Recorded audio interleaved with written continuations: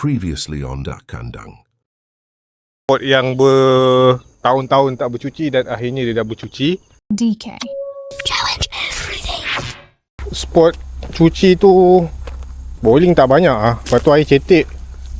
Mungkin kena tunggu 2-3 hari kot sebab dia baru lepas ni kan. Baru lepas korek.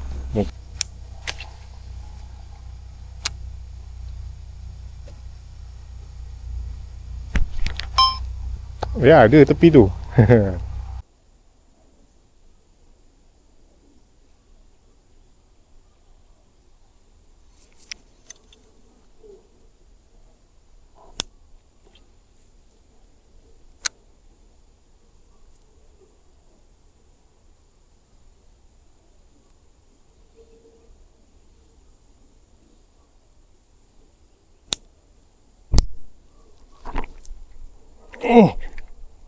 Strike.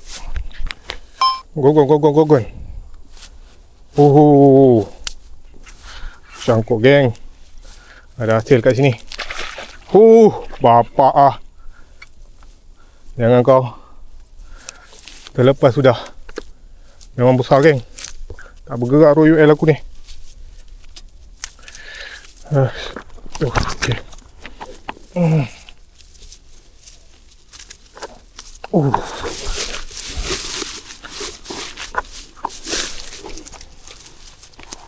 Allah, putus.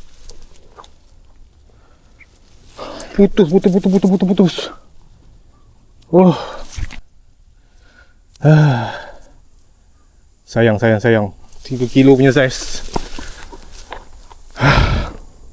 Kepala dia besar geng. Aku gigil lagi ni. First time aku tak boleh nak pump haruan pakai UL tu. Selalu 2 kilo memang lepas aku pump haruan dengan UL ni. Tapi kali ni tak lepas. Gigil aku. Dia tengah melompat-lompat gitu. Apa? SP dah solid hood dah. Sayang aduh. Menggigil lagi. Sayang. Bawa dua tu tapi pakai UL. Okey lah. Aku nak try pujuk dia. Minta dimakan lagi sekali lah. Bapak besar geng, besar.